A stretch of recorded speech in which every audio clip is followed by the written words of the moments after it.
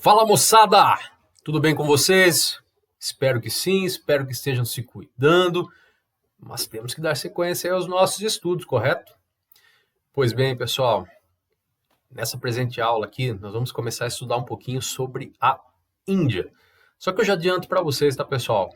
Conteúdo pertinente, conteúdo importante, conteúdo complexo, comprido, então não tem como fazer numa aula só não, tá? Tô dividindo com vocês aí em 2 vídeos, ok? Para começar, pessoal, falar um pouquinho sobre a Índia, nós temos que falar um pouquinho a respeito da sua localização, que é a chamada Ásia Meridional. Galera, meridional significa sul, tá? Então, essa península indiana aí, ela fica localizada na porção sul do continente asiático. Mas não só a Índia, tá? Você tem aí 4 países juntos aí, pessoal. Você tem aí a Índia, você tem aí o Paquistão, você tem Bangladesh e você tem Sri Lanka. Só não me perguntem por que o autor não deu destaque aí do mapa físico para o Paquistão, pessoal. Ele excluiu o Paquistão nesse mapa aí de baixo, tá? O autor só acabou destacando aí pra gente a Índia, o Sri Lanka e Bangladesh, né? E deixou aí o Paquistão de fora. Mas enfim, tá? Esse mapa, pessoal, ele mostra muito pra gente como que é a formação, como que é a caracterização morfológica. Cuidado com o que você pensou aí, hein? São 3 unidades morfológicas, pessoal, que caracterizam a chamada Ásia Meridional ou Ásia do Sul, certo? Vamos iniciar pela primeira, pessoal, a chamada Cordilheira do Himalaia. Cordilheira é um conjunto de montanhas, certo? Se você observar, pessoal, como todo mapa, eu já falei para vocês, tá? Como todo mapa de relevo, ele utiliza uma paleta de cores. Quanto mais próximo do verde, verde clarinho, significa que os locais têm altitudes menores. Agora, conforme essas cores vão ficando mais escuras, partindo aí para a paleta do marrom, vermelho, significa que as altitudes são maiores. Então, vocês observam aí, pessoal, que essa região fronteiriça, né, entre a Ásia Meridional e a China, ela tem uma faixinha aí toda na cor marrom, certo? Mais escuro. É a chamada Cordilheira do Himalaia, tá, pessoal? É só chamada de teto do mundo, pessoal. Um conjunto de montanhas, logo dobramentos modernos. Quando nós falamos modernos, pessoal, significa o quê? Que nós temos aí formações datadas lá da Era Cenozoica, né? Aproximadamente aí 700 milhões de anos, ou seja, montanhas aí jovenzinhas, tá? E entre elas, o chamado Monte Everest. Dá uma olhadinha no mapa, veja o mapa, cara. Você vai perceber, ó, tem a palavra Nepal, tá? Que é um local aí que fica bem entre a Índia e a China. E você tem ali o Monte Everest, tá? 8.848 metros de altitude. Você agora, se tiver em Piracicaba vendo esse vídeo, pessoal, você vai estar em torno aí de 600 metros, tá? O Monte Everest está a 8.848 metros acima do nível do mar, tá? É o chamado teto do mundo, perfeito? Pois bem, pessoal, quando nós falamos aí em dobramentos modernos, nós estamos falando de ação tectônica, pessoal. Então, toda essa porção aí da chamada Ásia Meridional, ela se formou e ela se acoplou junto ao continente asiático graças à movimentação tectônica. Aí você vai me perguntar, pô, professor, mas o local onde fica a Índia não pertencia à Ásia? Não, galera. Dá uma olhadinha nesse desenho aqui, ó. Graças à ação tectônica, essa porção de terra foi sendo empurrada até chegar na Ásia, certo? Então você tem hoje aí ó, um encontro do que nós chamamos de placa indiana e placa asiática e da geração aí dessa convergência entre as duas que nós temos esse paredão aí de cordilheiras aí que nós chamamos de Cordilheira do Himalaia, certo? Pois bem, além da Cordilheira do Himalaia, nós temos também o chamado Planalto do Deccan. O Planalto do Deccan, pessoal, pega toda essa porção central aí da Península Indiana, certo? Essa porção sim já é antiga, tá, pessoal? Ela é datada lá do pré-cambriano, então você tem mais de 2 bilhões de anos.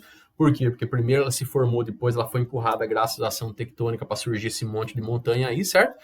E como já lembrado em outras aulas, pessoal, regiões de escudos cristalinos, nós temos recursos minerais metálicos, pessoal. Então você tem o território indiano sendo aí muito valorizado quanto aí à incidência de recursos minerais, ok? Além da Cordilheira do Himalaia e do Planalto do Deccan, também temos a chamada planície indogangética. Essa planície, pessoal, basicamente ela é formada assim pelo vale de 3 rios importantes, tá? O rio Indo, o rio Ganges e o rio Brahmaputra. A hora que eu falei rio Indo, tenho certeza que um monte já imaginou o rio voltando. Não tem nada de rio voltando, tá, pessoal? Rio Indo, rio Ganges e o rio Brahmaputra. Então você tem aí, pessoal, as planícies próximas a eles, como o que nós chamamos aí de formigueiros humanos, tá, pessoal? Formigueiros humanos. Eu acabei errando um pouquinho aqui, pessoal. Esqueci de apagar a última linha, tá? Apareceu ali, ó.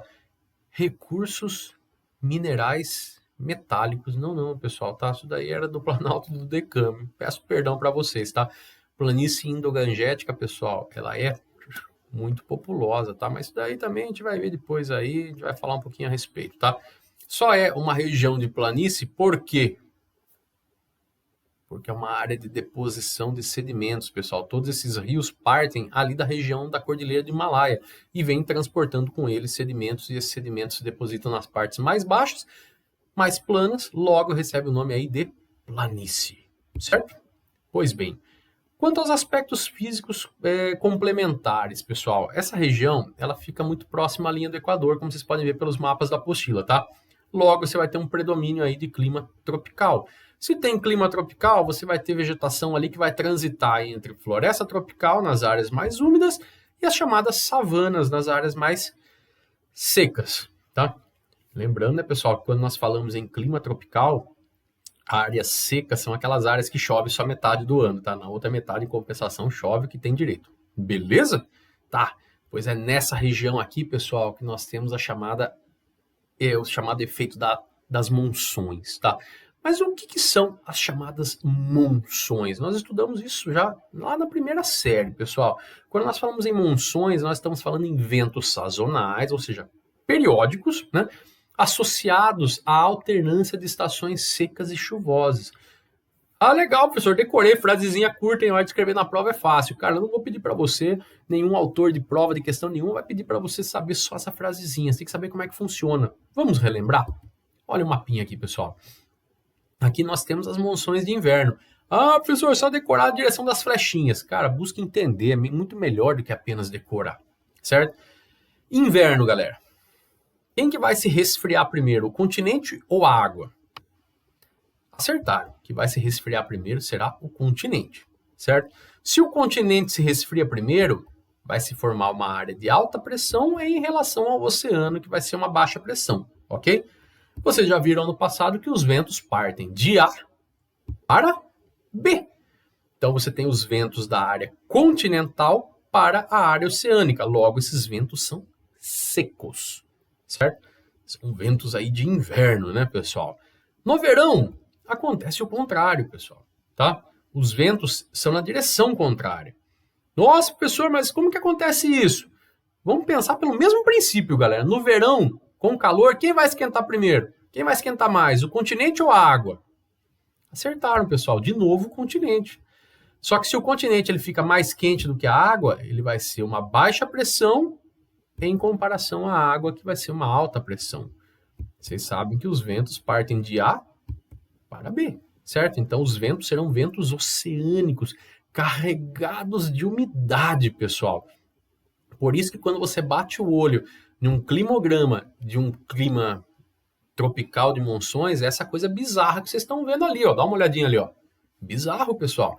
Você tem aí praticamente boa parte das chuvas do ano concentradas em 3 ou 4 meses, tá? Dá uma olhadinha ali, ó. 620 milímetros, 500 milímetros, 400 milímetros. Você tem quase 1.600, 1.700 milímetros de chuva concentrados em 3, 4 meses, pessoal. É chuva pra caramba, tá? Os caras dependem muito disso para agricultura, mas também vou te falar, quando chega uma chuva dessa aí, bota medo em todo mundo, porque são chuvas torrenciais, são chuvas muito fortes, infelizmente trazem aí muitos prejuízos materiais e de vida também, tá, pessoal? Aí nessa península indiana, ok? Agora que vocês já sabem isso, fica tudo muito mais fácil, né, pessoal? Vamos aos aspectos populacionais, e aqui o autor começa a focar realmente a Índia, tá, pessoal? Quando nós falamos em Índia, nós estamos falando do segundo país mais populoso do mundo. 1,3 bilhão de habitantes, pessoal. Só para vocês terem uma ideia, o Brasil tem 210 milhões. Os caras têm 1,3 bilhão de habitantes, só para vocês terem uma ideia. Nossa, professor, pouca coisa menos que a China. Sim, galera, e tem um diferencial, tem um plus aí que nós temos que lembrar. Enquanto na China eles tiveram um controle de natalidade por 30 anos, que foi a política do filho único, na Índia não há controle de natalidade, galera. Ao contrário, a religião predominante, que nós já vamos falar, que é o hinduísmo, considera a fertilidade como uma dádiva divina, pessoal. Então eles condenam até o último momento o aborto e inclusive métodos anticoncepcionais, métodos contraceptivos, galera. Então lá, digamos assim, que a fertilidade realmente é muito bem vista, tá? Famílias numerosas. Então, dentro de poucos anos aí, com certeza, a Índia será o país mais populoso do mundo, certo? Só que é um país, pessoal, muito populoso, mas que ainda enfrenta muitos problemas estruturais. Por exemplo, ó, quase 1/3 da sua população ainda é analfabeta, pessoal. 29% de índice de analfabetismo, 50% abaixo da linha da pobreza, galera. Então é um país realmente miserável, né? Vem passando por transformações, como nós veremos, mas um país ainda muito miserável, tá? Densamente povoado, e isso você pode ver por esse mapa aí do lado, tá? Pode ver, pessoal, a maior parte aí da Índia, ó, está com mais de 200 habitantes por quilômetro quadrado. O Brasil tem uma média de 24, só para você ter uma ideia, tá, pessoal? Dá uma olhadinha. Mas também vamos falar a verdade, né, pessoal? 1,3 bilhão de habitantes com certeza daria aí uma densidade demográfica muito alta, certo? População concentrada onde? Vales, planícies e deltas de rios, porque nós vimos que o norte da Índia ele é muito montanhoso, mas o restante do território apresenta aí vales, apresenta planícies, né? São áreas relativamente mais planas, então propícias ao estabelecimento humano. Tanto é que vários pontos são chamados aí de formigueiros humanos, né, pessoal? Principalmente essas áreas aí, como eu falei para vocês, aí próximas a rios, ok? Tranquilos? Detalhe, pessoal, 66% da população vive no campo, ou seja, a Índia ainda é um país predominantemente rural, certo? Predominantemente rural. Curioso a gente ver isso daí, né? Pô, não são todos os países do mundo ainda que são de maioria urbana. A Índia é a maior prova, né? Uma potência emergente aí, mas que a população, na sua maior parte, ainda vive no campo. Só que ela vem passando por um rápido processo de urbanização. Exemplos, a gente vai tornar a falar mais nas próximas aulas, mas pode pausar o vídeo, dar uma olhadinha no mapa aí, galera. Mumbai, que é o centro financeiro deles, Kolkata, que antigamente chamava Calcutá, né? Muitos aqui já ouviram falar da Madre Teresa de Calcutá, né? E Nova Delhi, né? Que seria a capital administrativa aí da Índia, certo? E óbvio, pessoal, que todo país que passa por um rápido processo de urbanização, com certeza vai deixar um legado. Qual é esse legado? Problemas ambientais e problemas sociais urbanos. Isso aconteceu na Inglaterra lá no século XVIII, isso aconteceu no Brasil no século XX, vem acontecendo no século XXI, isso ainda vai vir a acontecer muito na Índia também nesse século XXI, tá? Porque, pessoal, você tem um deslocamento muito rápido de pessoas do campo para a cidade. As cidades, vamos pôr no plural, tá? As cidades não absorvem esse contingente populacional, certo? Não consegue ter emprego para todo mundo, não consegue ter recurso suficiente para todo mundo. Então você tem aí, já de cara, problemas ambientais, tá? Exemplo, ocupação de área de nascente, de mananciais, isso já compromete a qualidade da água, certo? E problemas sociais, né, pessoal? Pobreza, que deriva aí para violência, marginalização, entre outros, certo? Só que quando nós falamos em aspecto populacional na Índia, pessoal, uma coisa tem que entrar na cabeça, tá? É um país que vem crescendo bastante, mas ainda tem um elevado nível de desigualdade social, tá? É um país onde as diferenças são gritantes. E são gritantes por quê? Principalmente por causa da sua estrutura social. A sua estrutura social, pessoal, ela de maneira indireta, olha a palavra, hein? Indireta, ela ainda é baseada no chamado sistema de castas, que traz aí uma curiosidade muito grande para nós aqui do outro lado do planeta, que desconhecemos esse tipo de organização social, tá? Para entender um pouquinho, vamos por partes, vamos explicando aí para ficar um pouco mais fácil, pessoal. A maior parte da população indiana é adepta da religião hindu, ou seja, do hinduísmo, tá? Você tem também muçulmanos, você tem cristãos também, entre outras religiões locais, mas 80%, ou seja, a grande maioria é hindu. Eles acreditam em vários deuses, tá, pessoal? Uma religião politeísta, tá? Entre esses deuses, a gente dá destaque aí pro deus Brahma, aqui embaixo. E não vem com gracinha me perguntando se tem o deus Skol, deus Itaipava. Não tem, tá? Deus Heineken, não. Tá? Deus Brahma, tem a deusa Vishnu, Shiva, Ganesha, entre outros, tá? Pois bem, pessoal, uma curiosidade também dos indianos é que eles não consomem carne bovina, né? A gente tem aquela, quase virou uma lenda aqui no Brasil, né? Que lá a vaca, ela é sagrada, né? Mais do que isso, pessoal, a vaca lá, o bovino em geral, é símbolo de fertilidade, de vida, mas isso tem uma ligação muito séria, muito direta com o dia a dia das pessoas. Só para resumir para vocês, se você tem, por exemplo, uma vaca, você pode abatê-la, você vai fazer um churrasco, você vai ter carne por alguns dias e depois não tem mais nada, certo? Só que a partir do momento que você tem a sua vaquinha lá no quintal, você tem constantemente o leite, que não deixa de ser um alimento, você tem os derivados do leite, como é o caso de manteiga, como é o caso aí de outras coisas que podem ser utilizadas aí, tá? O leite. Perfeito? Então nós temos aí, pessoal, o bovino como um símbolo de fertilidade, como um símbolo de vida. Por quê? Porque de maneira direta, muitas famílias deixam de morrer de fome graças aí a muitos desses animais e ao produto oferecido naturalmente por eles. Ok? Então tem toda uma ligação aí. Isso sem contar, pessoal, que na Índia até o estrume da vaca é utilizado para fazer alguns tipos de blocos, para fazer calçamento. Então eles utilizam realmente tudo mesmo do animal, tá? Só com um animal vivo, não precisa matar o animal para isso, tá? Então tem toda uma questão cultural.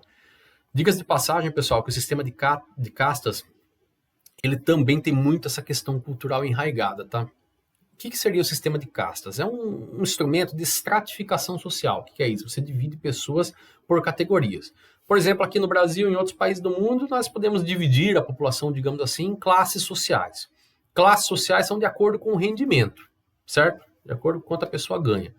Um sistema de castas, de maneira direta, nós não podemos falar que é por causa da economia, pessoal, por causa do aspecto econômico, tá? Quando a região da Índia ela foi colonizada, isso há séculos atrás, havia a ideia de não misturar o colonizador com o colonizado. Então se criou essa ideia de estratificação social para não misturar os colonizadores com os colonizados locais, certo? Só que isso daí, pessoal, enseja o quê? Se a pessoa nasce num determinado grupo, não pode passar para outro grupo. Você tem ali uma posição social que é imutável. Você tem uma imobilidade social, certo? Só que, como eu falei para vocês, num primeiro momento, para não misturar os colonizadores com os povos locais, perfeito? Só que isso daí, pessoal, por alguns grupos, até mesmo mal intencionados ao longo da história, acabou sendo um ótimo pretexto para trazer toda essa cultura para o viés religioso. Então você tem hoje o hinduísmo reforçando essa ideologia de separação. Por quê? O que antes era apenas uma separação entre grupos de colonizadores e colonizados, hoje você tem um grupo entre eles, vai ter uma divisão interna entre eles, uma estratificação entre eles, para que não haja essa mistura entre esses grupos. Aí você vai falar, nossa, mas como que a religião conseguiu isso? Simples, pessoal, colocando alguns elementos religiosos nessa cultura de estratificação social, ou seja, pegou essa cultura social e passou para uma cultura religiosa para reforçar. Como assim? De acordo aí com os hindus, pessoal, as castas, ou seja, as pessoas que compõem essas castas, elas nascem ou tiveram a sua origem direto do corpo do grande deus Brahma, onde os brahmanes, que são os sacerdotes, aqueles que são os maiores na escala social, vieram da cabeça do deus Brahma. Ou seja, uma posição ali de inteligência, digamos assim, de guiar a população, certo? Dos membros ali, desculpa pessoal, dos membros ali, como fosse, por exemplo, os braços, nós temos os kshatriyas, que são os políticos, os administradores públicos, diretores de empresa, ou seja, o pessoal operacional que tem que fazer a coisa realmente funcionar, que faz a sociedade girar, certo? Perfeito? Ali do tronco nós temos os vaisyas, pessoal, que são os comerciantes, aquela mão de obra qualificada. Das pernas, pessoal, nós temos os Sudras. São servos, aquela mão de obra de qualificação média, pouco estudo. Percebam, pessoal, que em grau de importância a coisa vai diminuindo, né? Os Brahmanes vêm da cabeça, são os mais importantes, aí depois os Kshatras, os Vaisyas, os Sudras. Só que a grande massa, galera, são os párias. São chamados intocáveis. Olha aí, pessoal, intocáveis. Vocês não podem tocar nessas pessoas e o que elas tocarem se tornam impuras, tá? Então, assim, são realmente apartados. Pessoas sem qualificação nenhuma em mão de obra, sem estudo, que aceitam os serviços, os trabalhos mais mal remunerados que existem, ou seja, são os pobres, são os miseráveis, são os marginalizados, pessoal. E de acordo com a cultura local, então, eles assim o são, por quê? Porque vieram da poeira dos pés do Deus Brahma, ou seja, não veio do grande corpo celeste do Deus, veio da poeira dos pés. E pelo fato de vir da poeira dos pés, é que justifica a sua pobreza, a sua miserabilidade. E detalhe, pessoal, ao contrário de classes sociais que nós temos no Brasil, nos Estados Unidos, entre outros países do mundo, onde você pode mudar de classe social, seja casando com alguém que tem mais dinheiro, seja inventando alguma coisa legal aí, ganhando uma grana com isso, na Índia isso não ocorre, pessoal. Por quê? Porque lá é um sistema de estratificação, é de imobilidade social. Você não pode ter casamento entre castas diferentes, senão ocorrem punições, galera. Pô, professor, mas você colocou na primeira linha que está escrito aqui que já foi abolida por lei. Sim, pessoal, legalmente isso não existe mais e não é permitido, tá? Não é, já foi um dia, mas hoje já não é mais permitido. Só que hoje, se você for na Índia, desculpa, você percebe que a população ainda tem toda essa organização. Por quê, pessoal? É aquele negócio, né? A lei existe, mas até se mudar a cultura do povo, porque toda essa cultura de caças veio lá da época da colonização, veio de séculos atrás. Até você mudar essa concepção, com certeza virão aí mais alguns séculos pela frente, tá? E como eu falei para vocês, né? Um instrumento de estratificação muito viável. Por quê? Porque você contém, muitas vezes, a fúria de quem está numa situação desagradável. Tipo, pô, eu sou pobre, não tenho nada, o que acontece comigo? Amigão, você veio da poeira dos pés do grande Deus Brahma. Então, por isso, você tem que aceitar a sua sorte. Quem sabe, numa próxima vida, né? Numa próxima reencarnação, você nasce aí numa casta superior. Ou seja, galera, uma maneira de controle social. Ok? E uma coisa que nós temos que destacar ainda, pessoal, o papel da mulher na sociedade indiana, tá? Infelizmente, o papel da mulher na sociedade indiana ainda é ínfimo. Nós vemos aí muitos casos de aborto quando se descobre que a criança é do sexo feminino, abandono de crianças, feminicídio infantil, tá? É um país que ainda cultiva a cultura do dote, galera. O que é isso? Quando tem um casamento, o pai da noiva tem que pagar para a família do noivo. É algo do tipo assim, ó, toma o dinheiro e leva minha filha embora. É antiquada, tá? Sem contar o fato que a mulher lá passa por diversas formas de violência, tá, pessoal? Entre elas também a violência sexual. Infelizmente, a Índia é um dos países do mundo com o maior número de estupros, pessoal. Isso é uma coisa muito triste, é um dado muito triste, mas que tem a ver também com toda essa organização social aí, patriarcal, machista aí, que esse país desenvolveu ao longo dos últimos séculos, ok? Sobre economia, sobre recursos, vamos deixar para a próxima aula, que senão vocês enjoam, beleza? Abração para vocês, galera. Até a próxima!